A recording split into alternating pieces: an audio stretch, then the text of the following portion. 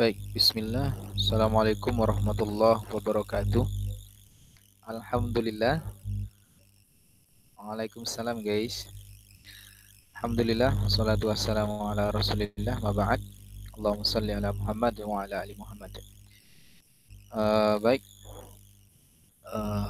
untuk perkuliahan kita di pertemuan ketiga ini, kemarin kita sudah bahas 5 tema ya.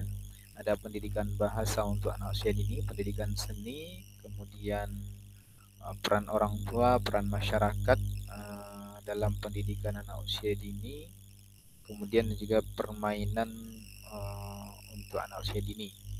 Baik, dari pertemuan kemarin saya sudah menyimak diskusi yang uh, Bunda lakukan ya, Bunda-bunda Piawut lakukan di dalam grup ya. Nah, kali ini saya akan mereview tentang perkuliahan kita kemarin ya. Bagaimana sih apa namanya kelima topik bahasan ini sebetulnya. Saya akan review berdasarkan materi makalah yang sudah dibuat ya, dan juga dari berbagai pertanyaan yang sudah diajukan. Baik, untuk pendidikan bahasa pada anak usia dini, eh, ini merupakan apa tonggak ya atau fondasi dari bagaimana kemampuan bahasa anak nanti ya ke depannya. Oke. Nah, lalu apa sih bahasa itu ya? Nah, dalam dalam ilmu psikologi ya, bahasa itu adalah sebuah simbol ya, simbol lisan yang digunakan untuk berkomunikasi. Nah, itu bahasa namanya. Nah, proses adanya bahasa ini sebetulnya bergantung sekali dengan proses kognisi ya. Bagaimana kemudian anak belajar bahasa sejak kecil ya, menyerap bahasa dari lingkungannya, dari orang tuanya yang pertama ya, diajarkan dididik bahasa gitu ya. Mulai dari mengucapkan kalimat-kalimat yang terbatas ya dan sederhana seperti ayah, ya, abi, umi ya, atau ibu ya, dan seterusnya. Nah, proses pembelajaran bahasa ini dimulai sejak biasanya anak itu mulai belajar bahasa ketika dia sudah berumur 1 tahun gitu ya. Jadi biasanya perkembangan bahasa dan perkembangan motoriknya itu ketika dia mulai berjalan gitu ya, mulai belajar berjalan, maka pada saat itu anak juga mulai belajar bahasa dari lingkungannya. Nah, kemudian,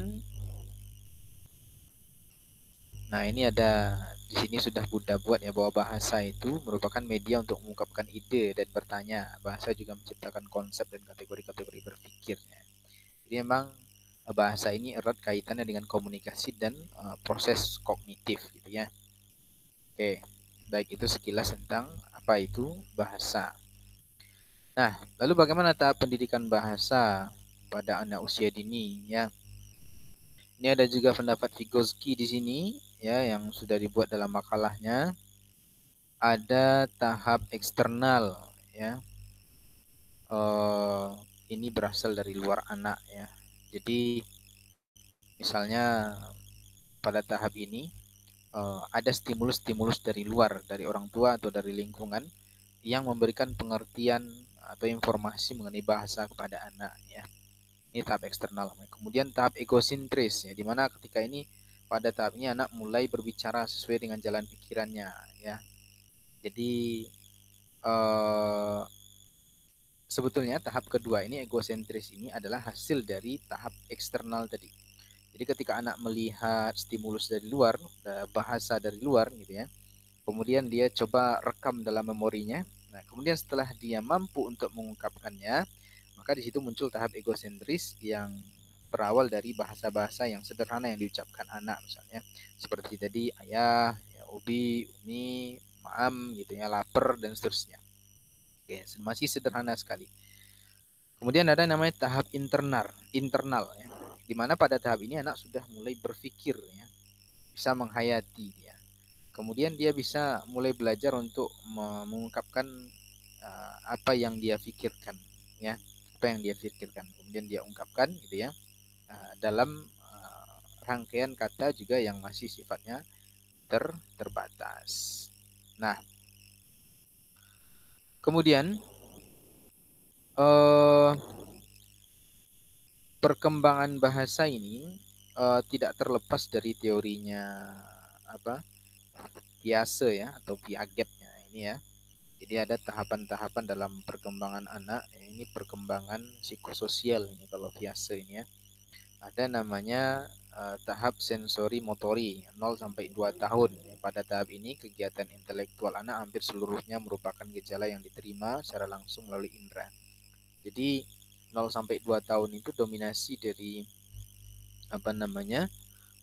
kegiatan intelektual anak itu adalah untuk menerima ya dengan indera yang dia miliki. Ada 5 indera tadi ya, mendengar, melihat, meraba, merasa gitu ya.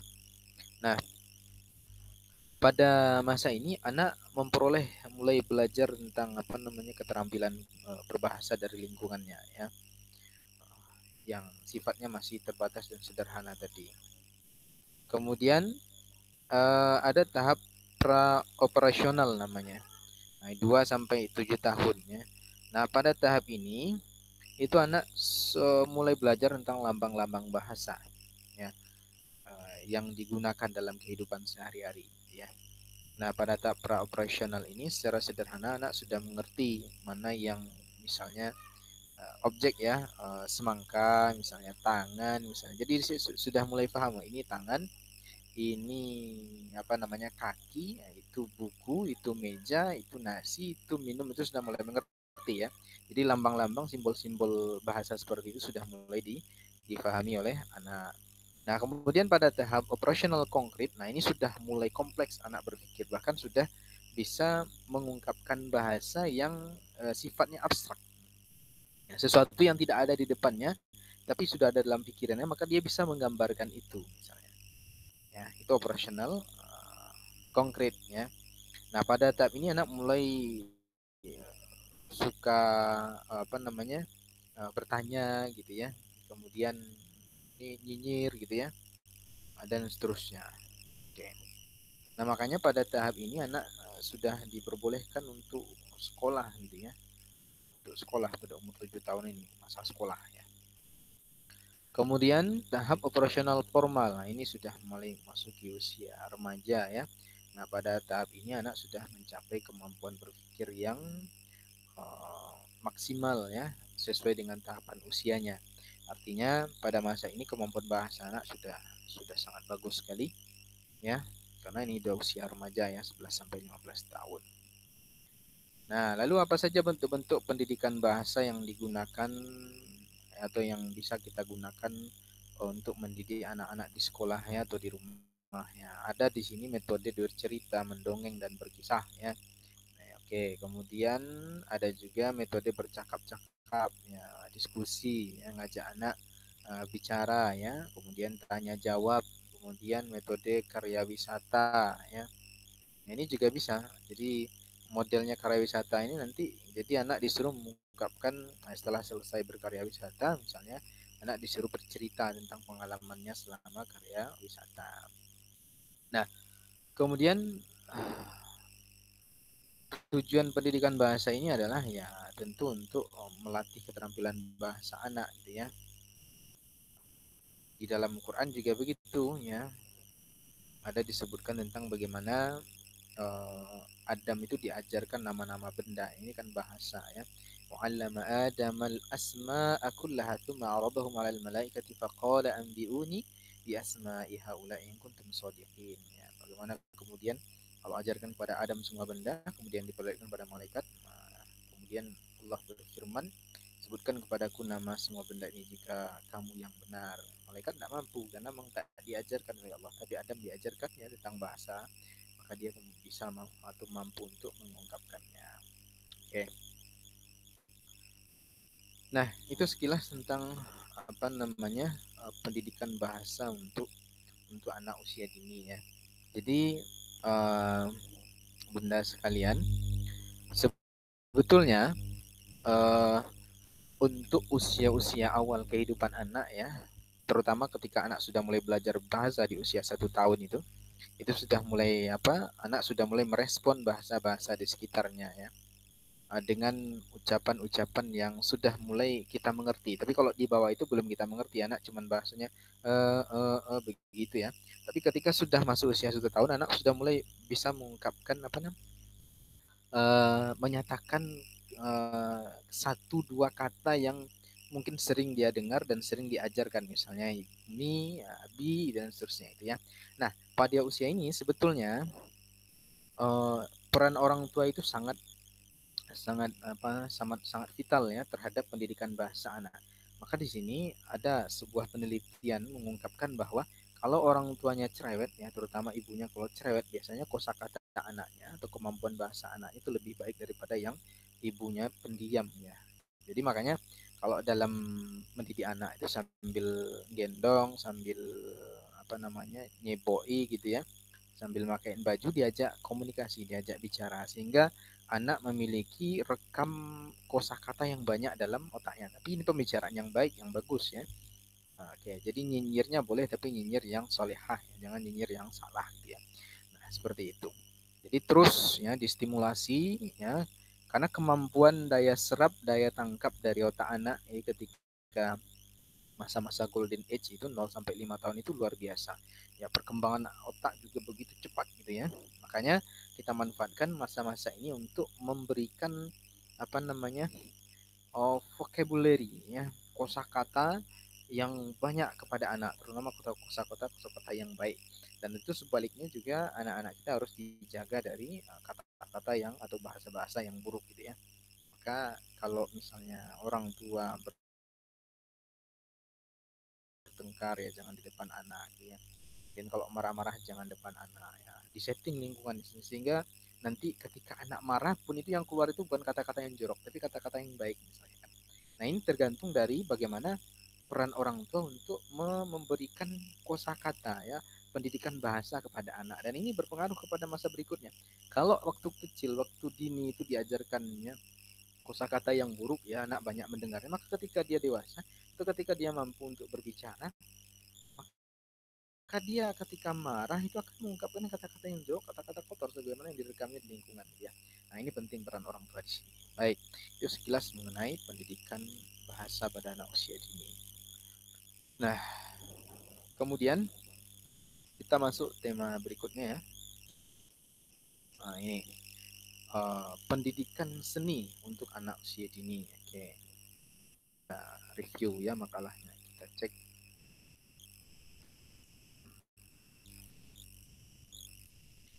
Baik.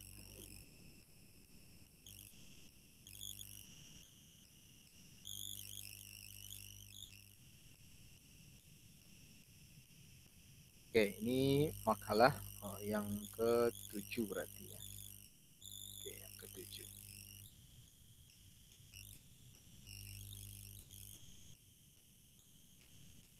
Baik.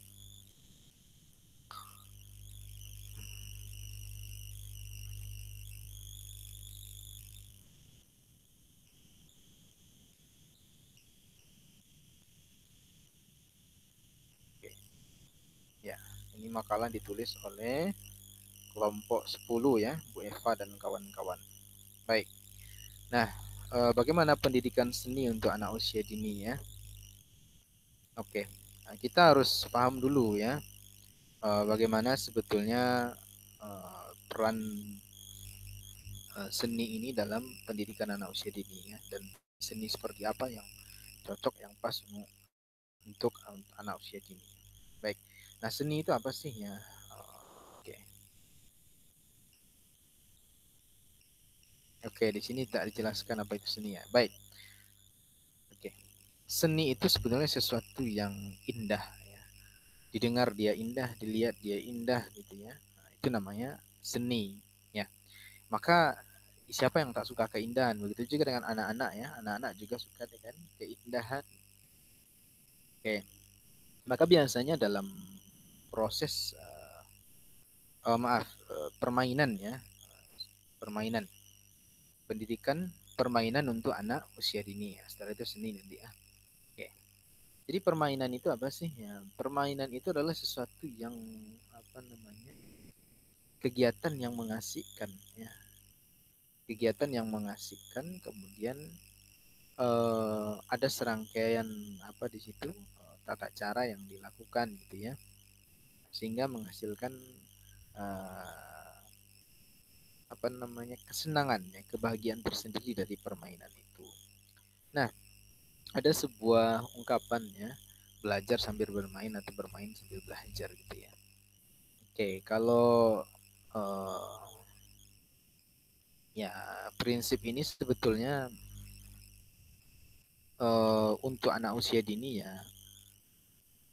Jadi mungkin proses belajarnya itu bukanlah bermain gitu ya, bukan bermain.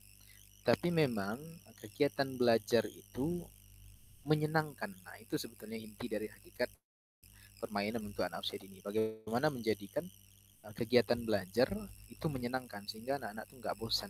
Karena pada usia dini ini, terutama usia PAUD ya, anak-anak itu memiliki karakter yang cepat bosan. Ya. Kalaupun dia bisa fokus itu sama guru, paling lama 3 menit, habis itu udah buyar gitu ya. Maka di sini guru supaya bisa menarik perhatian anak, maka penting di sini kemudian pembelajaran itu dibuat menyenangkan. Nah, di antara metode pembelajaran itu menyenangkan adalah dengan model-model permainan. Nah, jadi bukan belajar main-main gitu ya, bukan bermain-main dalam belajar, tapi ada model-model atau metode permainan yang digunakan sehingga pembelajaran itu menyenangkan. Nah, jadi belajarnya nggak main-main, ya, belajarnya serius ya. Cuman metodenya adalah dengan games ya, permainan. Nah, biasanya anak-anak itu suka. Apalagi dalam permainan itu ada kompetisi ya, perlombaan, ada tantangan gitu ya. Sehingga dia apa namanya, punya motivasi untuk melakukan menyelesaikan pekerjaannya. Karena kalau disamakan dengan orang dewasa ya, bahwa anak itu harus apa namanya, harus menyelesaikan pekerjaannya duduk gitu ya sampai selesai ya. Ini nggak bisa ya, anak itu cepat bosan ya. Maka dibuatlah, disettinglah metode-metode permainan. Oke. Nah, apa saja jenis model-model permainan? Ya banyak ya, ada permainan sosial, seperti apa, bermain peran ya. Itu kan sebetulnya menarik gitu untuk anak-anak ya. Bagaimana kemudian dia diajak untuk bermain peran, misalnya ada cerita ya atau sosiodrama ya, tentang satu tokoh yang kemudian diperankan. Nah, ini anak-anak menjadi enak menyenangkannya itu, enak permainannya itu, belajarnya pun enak. Oke. eh di sekolah itu sebetulnya, terutama di TK ya, itu memang tempat belajarnya itu disetting dengan banyak wahana-wahana permainan yang sifatnya itu mendukung kegiatan edukatif ya, pembelajaran pada anak ya. Makanya di TK itu kan berbeda dengan di SD ya. SD juga berbeda dengan tingkat SMP dan SMA dan terusnya begitu.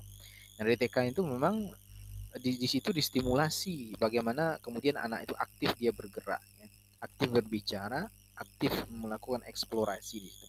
Maka di TK itu harusnya banyak warna ya, jadi kelasnya itu berwarna, lingkungannya itu warna-warni. Kemudian juga menyediakan banyak wahana permainan atau sarana bermain yang bisa menstimulasi kegiatan motorik halus maupun motorik kasar anak. Nah, jadi di TK itu kalau nggak ada permainan itu nggak apa ya, nggak bisa, nggak mendukung untuk pembelajaran di TK. Tapi kalau banyak wahana permainan di situ, ada misalnya ayunan, ada seluncuran ya, kemudian ada apa, alat permainan pasir itu dan terus, dan banyak lagi mungkin ya, dan tempat meloncatnya, kemudian bergantung ya dan seterusnya. Nah, inilah model-model apa, model wahana permainan edukatif yang atau APE itu ya, yang harus disediakan di TK. Dan ini semuanya adalah untuk menunjang perkembangan motorik anak dan juga kognitif anak gitu ya. Bagaimana kemudian juga di setting misalnya ada sebuah wahana permainan yang di situ membuat anak itu berpikir gitu. Berpikir untuk menyelesaikan apa namanya masalahnya, misalnya apakah itu anak bermain peran, apakah di situ mungkin ada jenis-jenis permainan yang lain, dan ini kan bisa disetting oleh sekolah. Nah, ini sebetulnya hakikat dari bermain untuk anak usia usia dini. Jadi bukan belajar main-main ya, tapi menjadikan permainan itu sebagai wahana untuk belajar bagi anak. Oke, baik. Nah, oke, di sini sudah banyak sebetulnya dibahas ya. Oke, baik. Saya kira itu untuk tentang permainan ya. Nah, kemudian seni lagi ya, pendidikan seni untuk anak usia usia dini ya. Ini dibuat oleh Bu Lolita dan kawan-kawan. Baik. Nah, seperti saya katakan tadi, sebetulnya antara seni dan permainan itu tujuannya hampir sama, yaitu bagaimana kemudian menjadikan pembelajaran itu menyenangkan. Nah, ini kan seni itu adalah sesuatu yang menyenangkan ya. Ini jiwa yang luhur, ketulusan jiwa, itu makna seni, konon katanya begitu ya. Tapi intinya seni itu adalah sesuatu yang indah ya. Yang indah, yang ketika dipandang, didengar dia indah, dilihat dia indah, itulah seni ya. Oke. Nah, seni itu banyak ya, tidak hanya musik gitu ya. Syair pun itu masuk seni. Kemudian melukis yang menggambar itu masuk seni ya. Ya, jadi banyak seni itu sebetulnya. Nah, di antara seni itu mungkin di sini ya ada seni musik ya. Nah, tapi bagi sebagian apa namanya kita umat Muslim itu, kalau yang memakai pendapat ya, bolehkan musik-musik yang Islami yang tidak mengandung syahwat, nah maka sebagiannya akan memakai musik-musiknya di dalam proses pembelajarannya. Tapi bagi yang tidak membolehkan, artinya mutlak mengharamkan semua alat musik, maka dia tidak akan memakai seni musik ini gitu ya. Ya, oke. Jadi itu perbedaan pendapatnya. Terlepas dari itu, ya nanti ya silakan apa namanya beramal sesuai dengan apa namanya pemahamannya masing-masing ya, tentu dengan tetap memilih kaidah yang kuat gitu ya. Nah, kalau memang apa tidak memakai musik misalnya, maka bisa diganti dengan syair ya. Syair-syair nyanyi-nyanyian yang tanpa musik kan bisa gitu ya, misalnya apa nyanyi tentang rukun iman, rukun Islam ya, dia dengan ungkapannya dengan syair tapi tidak pakai alat musik, ini juga bisa. Dan ini juga bisa menstimulasi anak gitu ya. Kalau memang takut kalau nanti anak kecanduan musik sehingga melalaikan ya, maka bisa dengan syair saja. Oke. Jadi nanti guru itu bisa bereksperimen membuat syair-syair yang indah kemudian diajarkan kepada anak gitu ya.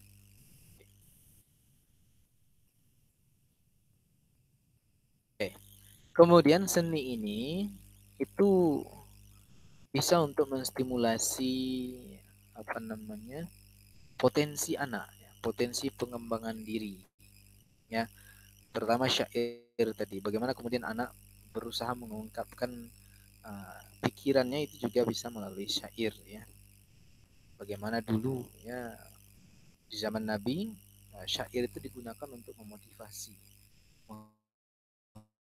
menyampaikan berita ya, mengungkapkan isi pikiran ya. Nah, itu fungsi dari syair, peran dari syair sebetulnya. Nah, juga sebagai ruang kreativitas di sini ya. Oke, saya kira kemarin sudah banyak dibahas ya. Oke.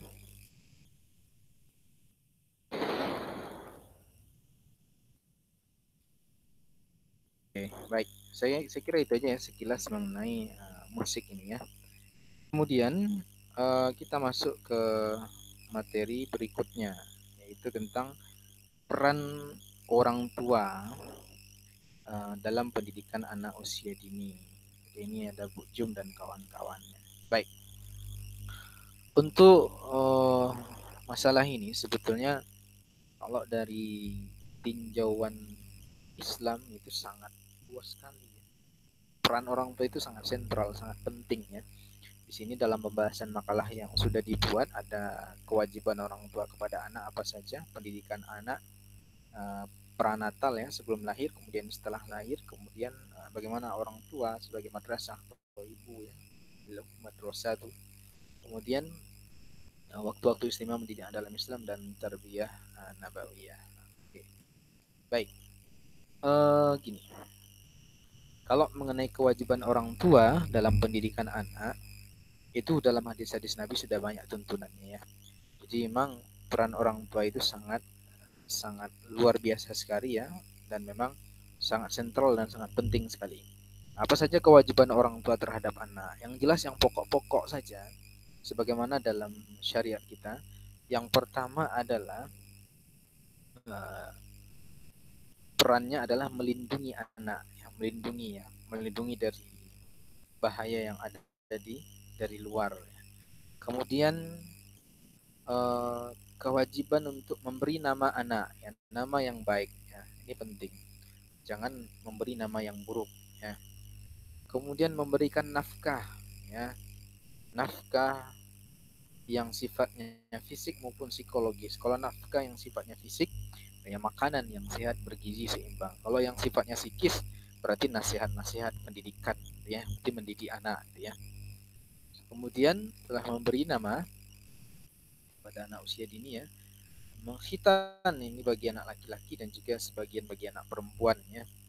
Ini juga merupakan kewajiban orang tua untuk mengkhitan anak ya. Kemudian apalagi ketika dia sudah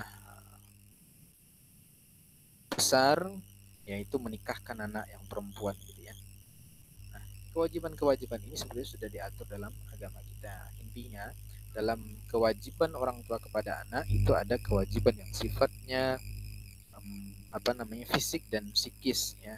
Ya, pendidikan fisik itu yang untuk jiwa, kesehatan jiwa raganya ya, terlindungi dari bahaya ya, kemudian sehat, dia tumbuh ya dengan sehat gitu ya.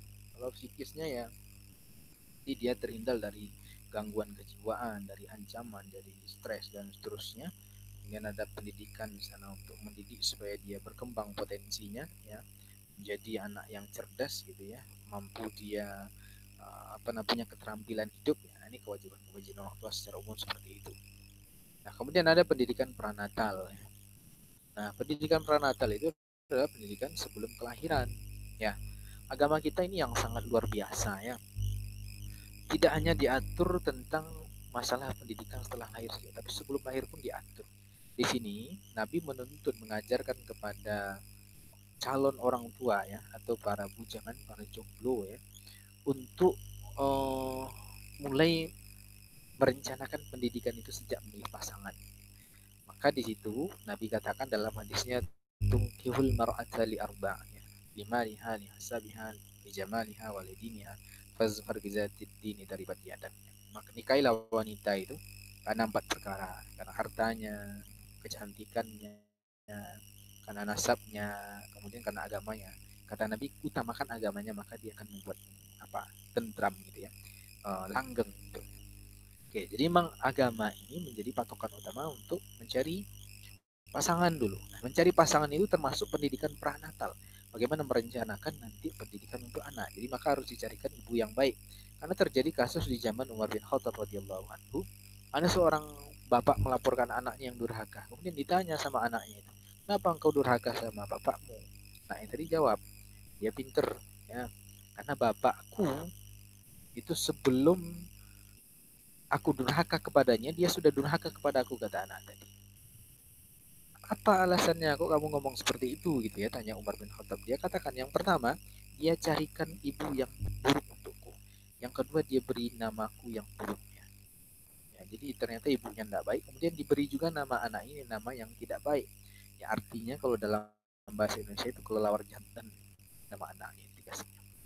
Nah, ini kan pendidikan pranatal yang tidak baik. Nah, maka sebagai seorang muslim atau muslimah, rencanakan ini sejak awal untuk mencari pasangan hidup yang baik, yang sekufu ya, sekufu agamanya, yang muslim ya. Makanya dalam Islam diharamkan wanita muslim menikah dengan laki-laki yang kafir ya. Dan dianjurkan bagi laki-laki muslim menikahi wanita yang muslim itu lebih baik ya, walaupun dia budak hitam legam daripada wanita yang kafir. Walaupun boleh sebetulnya menikah ahli kitab ya. Nah, tapi ya apa juga nikah dengan orang-orang kafir ya, ahli kitab, yang muslim, yang jomblo, muslimah, yang cantik-cantik itu juga banyak gitu ya. Oke. Nah, ini satu, yang pertama langkahnya memilih pasangan. Kemudian eh, ketika proses kehamilan gitu ya, sebelum kehamilan lah misalnya, ketika belum sampai kehamilan, ketika akan melakukan hubungan itu juga dididik di situ ya. Bagaimana kemudian Allah mendidik kita untuk berlindung kepada Allah dari godaan setan ya, yang terlaknat ya. Jadi setan yang menggoda itu tidak hanya ketika anak sudah lahir gitu ya. Jadi sebelum anak lahir pun ya, ketika akan berjima itu sudah diajarkan kita bagaimana mendidik generasi kita ini dengan doa. Allahumma jannibna syaitan wa jannibi syaitan ma razaqtana. Ya Allah, lindungi kami dari setan ya, sehingga dia ketika berjima itu tidak dilihat oleh setan, tidak diganggu dengan doa itu. Wajani bisyaitan marazaqtana, dan lindungi kami dari setan apa yang kau rizkikan kepada kami, itu anak keturunan tadi. Nah, kata Rasulullah, kalau membaca doa ini maka anaknya akan dijauhi dari gangguan setan. Oke. Ini bentuk pendidikan uh, pranatal. Nah, setelah itu ketika sudah hamil gitu ya, sudah mengandung anak, sudah ada janin itu, maka di sini mulai distimulasi anak. Terutama ketika janin tadi sudah berusia 100 hari ya, 100 hari ya. Kemudian ketika ruh itu sudah ditiupkan, maka di sini mulai distimulasi dengan pendidikan-pendidikan berupa bahasa-bahasa, atau stimulasi dengan suara-suara yang baik ya. Dan pada ketika janin sudah ada ruhnya itu, dia sudah bisa mendengar atau menangkap informasi dari luar. Nah, ini peran orang tua sampai dia lahir. Nah, ini peran Natal. Kemudian bagaimana pendidikan pasca Natal setelah lahir? Ya, ada sebuah hadis yang ya ada diperselisihkan oleh para ulama, sebagian mendoifkan ya. Tapi walaupun doif, sebagian membolehkan untuk mengamalkan. Itu hadis tentang mengazankan anak yang baru lahir itu ya. Nah, tapi terlepas dari perbedaan tersebut, dari khilafiyah tersebut, maka sebetulnya kita bisa mengambil hikmah atau pelajaran bahwa uh, yang paling utama dalam proses pendidikan anak pasca Natal itu adalah pendidikan tauhid. Ya, bagaimana supaya anak ini tetap diikat dengan tauhid, dengan fitrahnya. Jadi jangan sampai lepas gitu ya. Maka sebetulnya kalau dalam hadis tersebut kenapa diazankan gitu kan? Kan sebetulnya ya ketika azan itu kan di situ disebut kalimat-kalimat tauhid ya, kalimat-kalimat thayyibah gitu ya. Dan memang juga salah satu hikmah dari azan itu adalah bisa mengusir syaitan. Nah, anak ketika dia lahir itu sudah mulai diganggu oleh syaitan. Nah, sudah diberi korin ya, ada dari golongan malaikat satu, dari golongan jin satu. Maka ini hikmah yang bisa kita ambil dari hadis ini. Oke. Jadi mulai di sini pendidikan pasca Natal itu dilakukan. Ya. Ingat, pendidikan yang utama adalah pendidikan tauhid. Ya. Nah, kemudian pasca Natal itu seterusnya ya, sampai anak mulai balik ya, artinya lepas dari kewajiban orang tua. Nah, itu proses pendidikan terus diberikan. Nah, ini banyak jenis pendidikannya ya. Ya, pendidikan sosial, pendidikan keterampilan hidup ya pasca Natal, pendidikan bahasa yang tadi, pendidikan intelektual ya, dan seterusnya. Pendidikan agama ini yang utama ya. Ini diberikan setelah anak lahir, dan ini dilakukan secara bertahap sesuai dengan perkembangan anak. Nah, kemudian bagaimana peran orang tua sebagai madrasah? Nah, ini Kalau dalam teori psikologi itu ada namanya istilah imitation dan modeling. Jadi anak itu sifat belajarnya adalah meniru atau memodel kepada orang tuanya, mencontoh orang tuanya. Maka ungkapan al-ummu madrasah itu, ya, ibu itu madrasahnya, sekolah pertama untuk anak, ini sangat betul sekali gitu ya. Nah, maka penting di sini bagaimana orang tua itu mengkondisikan keluarga, ya lingkungan keluarga terutama sebagai lingkungan yang apa namanya, yang kondusif untuk pendidikan anak ya. Kemudian ada waktu-waktu istimewa untuk mendidik anak dalam Islam, terutama dalam keluarga. Ada dua waktu ya, yaitu waktu subuh dan waktu maghrib. Ini sangat penting, sangat sentral, di mana pada waktu subuh itu kita mengkondisikan bagaimana anak beraktivitas hari itu dengan tenang, dengan nyaman, dengan bahagia gitu ya. Nah, waktu subuhnya sangat sentral dalam pendidikan Islam ya. Maka waktu subuh itu kalau sudah kacau, maka nanti kehidupan dalam hari itu biasanya akan bermasalah. Kemudian waktu maghrib ya, ini juga penting. Di sini Nabi mengajarkan bahwa ada sebuah hadis ya, Nabi itu memerintahkan untuk memasukkan anak-anak itu ketika maghrib tiba. Jadi nggak boleh berkeliaran di luar karena mudah diganggu oleh setan. Kemudian juga menutup jendela, menutup pintu, dan menutup tempat-tempat makanan gitu ya. Nah, bisa diganggu oleh setan. Nah, ini hikmahnya adalah bahwa pada waktu maghrib ini adalah waktu yang istimewa untuk berkumpul antara orang tua dan anak. Kumpul di rumah bercengkrama, menanyakan persoalannya, hari itu apa ya, dan seterusnya. Oke, itu ya. Kemudian gambaran terbiah nabawiyah ya, ini sangat banyak sekali ya. Nah, saya sebutkan saja salah satu contoh adalah kita terbiah Nabi kepada Ibnu Abbas radhiyallahu anhuma ya. Nabi itu pernah mendidik ya, mengajarkan tauhid kepada Ibnu Abbas ya, dan itu sangat berkesan ya. Itu dengan mengajak Ibnu Abbas jalan-jalan ini punggung onta, kemudian sambil diajak berbicara dan dinasihati ya. Ini soal ini hadisnya bisa ditelusuri gitu ya. Nah ini baik, saya kira ini ya peran orang tua dalam pendidikan anak usia dini. Kemudian peran masyarakat dalam pendidikan anak usia dini. Oke, baik, disusun oleh Yunur Hasanah dan kawan-kawan. Baik, eh, di sini ada beberapa tema yang sebetulnya menarik untuk dibicarakan, yaitu masyarakat madani ramah anak. Bagaimana sebetulnya masyarakat yang madani yang ramah anak itu, kemudian wahana pendidikan anak lingkungan masyarakat, kemudian hak-hak AUD di masyarakat dan pendidikan lembaga pendidikan AUD. Oke, kita lihat.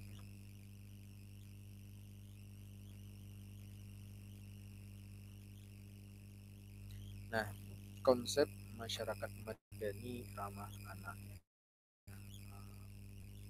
Jadi apa namanya, kota madani, provinsi madani, atau masyarakat madani itu sebenarnya sudah lama menjadi buah pikirannya. Nah, bahkan ada julukan untuk Pekanbaru itu kota madani, ada Serambi, Madinah, dan seterusnya.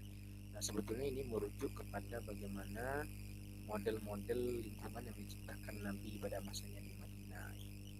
Nah, karena contoh pendidikan ideal itu adalah, atau lingkungan ideal itu adalah lingkungan yang Nabi ciptakan di Madinah. Ya, walaupun orang di sana berbeda-beda keyakinan agamanya, rasnya ya, tapi tetap berada dalam satu rule ya, satu aturan, yaitu Islam. Walaupun dia orang Kristen tapi hidup dengan syariat Islam. Yahudi hidup dengan syariat Islam. Orang Arab, Badui, Quraisy bertemu dengan orang Madinah dan berbagai suku kabilah itu bersatu dalam satu syariat, yaitu syariat Islam. Nah, ini yang kira-kira apa dimaksud dengan uh, lingkungan madani, masyarakat madani yang ramah anak. Nah, ini masih menjadi cita-cita kita. Ya, setidaknya masyarakat madani ini bisa memiliki beberapa kriteria uh, yang ramah anak ini. Kriteria-kriteria itu ya misalnya jauh dari apa namanya lingkungan itu disetting atau diciptakan ya, sedemikian rupa ya, senyaman mungkin untuk anak ya, jauh dari mara bahaya. Kemudian eh, ada pengawasan yang diawasi oleh masyarakat, orang tua ya. Kemudian apa namanya eh, ada berbagai wahana atau fasilitas pendidikan ya, baik untuk pendidikan sosial, masyarakatan, pendidikan psikologis, pendidikan kognitif, intelektualnya, kemudian pendidikan agamanya dan seterusnya. Jadi eh, apa namanya masyarakat madani ramah anak ini adalah gambaran dari masyarakat yang ideal. Nah, bagaimana wahana-wahana pendidikan anak usia dini di masyarakat ini ada banyak ya. Oke ya, bagus ya. Oke. Tapi secara umum di sini sebetulnya masyarakat yang ramah anak, lingkungan yang ramah anak itu lingkungan yang menyediakan fasilitas-fasilitas atau wahana-wahana bermain tempat anak-anak berkreasi dan berinovasi. Ya, mungkin ya ada tamannya, ada tempat permainannya, ada tempat bermain ya. Kalau rumah itu biasanya fasum itu digunakan untuk itu ya. Nah, ini salah satu bentuk, salah satu contoh. Kemudian hak-hak anak usia dini masyarakat, guys, ini sudah disampaikan ya. Ya, banyak haknya ya, berkaitan dengan hak asasi kehidupan manusia lah. Kemudian lembaga-lembaga untuk anak usia dini ya banyak ya, ada TBA, KB, RA dan seterusnya ya. Oke, itu sekilas ya mengenai apa namanya uh, masyarakat madani tadi ya. Kemudian permainan untuk anak usia dini ya. Tadi sepertinya sudah disinggung juga ya. Oke, tadi sudah dibahas ya. Oke, baik. Saya kira itu review perkuliahan kita untuk pertemuan minggu ini ya, yang pertemuan yang ketiga ini ya. Nah, kemudian Bunda semua nanti makalah ini disimpan ya, karena nanti dari makalah ini nanti akan saya buat soal latihan dan juga soal UTS dan UAS ya. Silakan nanti dipelajari lagi ya apa yang sudah dibuat dalam makalah-makalah itu. Terima kasih, saya mohon maaf ya. Silakan sebagai bukti menyimak video ini di komen ya, di like dan subscribe di akun YouTube saya ini. Dan kalau ada pertanyaan boleh diajukan, nanti akan saya jawab ya. Jika saya mampu ya, kalau mampu nanti saya cari jawabannya. Baik, saya kira itu saja ya untuk review kuliah kita di pertemuan ini. Saya mohon maaf ya lebih dan kurang. Billahi taufik. Assalamualaikum warahmatullahi wabarakatuh.